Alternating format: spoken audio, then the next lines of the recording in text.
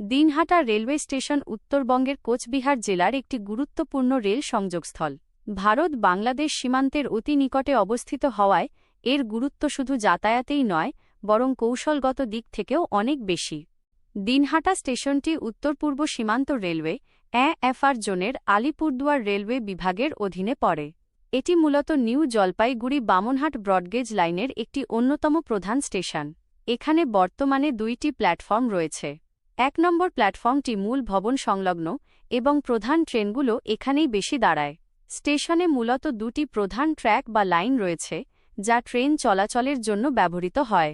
বিদ্যুতায়ন: এই লাইনের বিদ্যুতায়নের কাজ সম্পন্ন হওয়ার ফলে এখন দ্রুতগতির বৈদ্যুতিক ইঞ্জিনবাহী ট্রেনও এখানে চলাচল করছে। দিনহাটা স্টেশনের মাধ্যমে কলকাতা ও উত্তরবঙ্গের অন্যান্য শহরের সাথে যোগাযোগ রক্ষা করা হয়। উল্লেখযোগ্য ট্রেনগুলো হল উত্তরবঙ্গ এক্সপ্রেস, শিয়ালদহ ও বামনহাটের মধ্যে চলাচলকারী এই ট্রেনটি দিনহাটার মানুষের জন্য কলকাতার সাথে যোগাযোগের প্রধান মাধ্যম। শিলিগুড়ি বামনহাট ইন্টারসিটি এক্সপ্রেস: প্রতিদিনের যাত্রী ও ব্যবসায়ীদের জন্য এটি শিলিগুড়ি যাওয়ার সহজ পথ।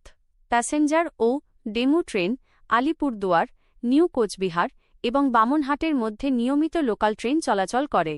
এখানে সাধারণ টিকিটের পাশাপাশি সংরক্ষিত টিকিটের জন্য কম্পিউটারাইজড ব্যবস্থা রয়েছে।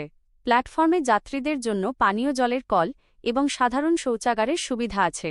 স্টেশনের ঠিক বাইরে টোটো, অটো অ্যান্ড সাইকেল রাখার জন্য যথেষ্ট জায়গা রয়েছে, যা শহর ও গ্রামের মানুষকে স্টেশনে পৌঁছাতে সাহায্য করে। দিনহাটা অঞ্চল তামাক চাষের জন্য বিখ্যাত। একসময় এই স্টেশনের মাধ্যমে প্রচুর পরিমাণে তামাক এবং পাট বাইরের রাজ্যে পাঠানো হতো। এখনও কৃষি পণ্য পরিবহনে এই স্টেশনের ভূমিকা রয়েছে। ভারত বাংলাদেশ সীমান্তের কাছে হওয়ায় সীমান্তরক্ষী বাহিনীর যাতায়াত এবং রসদ সরবরাহের ক্ষেত্রেও এই স্টেশন ব্যবহৃত হয়।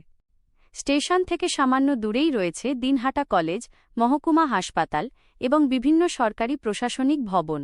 ফলে শিক্ষার্থী ও রোগীদের যাতায়াতের জন্য এই স্টেশনটিই ভরসা। অমৃত ভারত স্টেশন প্রকল্পের আওতায় বা রেলের আধুনিকীকরণ পরিকল্পনায় দিনহাটা স্টেশনের রূপ পরিবর্তনের চেষ্টা চলছে। প্ল্যাটফর্মের শেড বৃদ্ধি করা, আলোর সুব্যবস্থা এবং স্টেশনের সৌন্দর্য বাড়ানোর কাজ পর্যায়ক্রমে হচ্ছে। দিনহাটা স্টেশন থেকে মাত্র কয়েক কিলোমিটার দূরেই রয়েছে বামনহাট স্টেশন, যা এই রুটের সর্বশেষ ভারতীয় স্টেশন। এর পরেই বাংলাদেশের সীমান্ত শুরু হয়।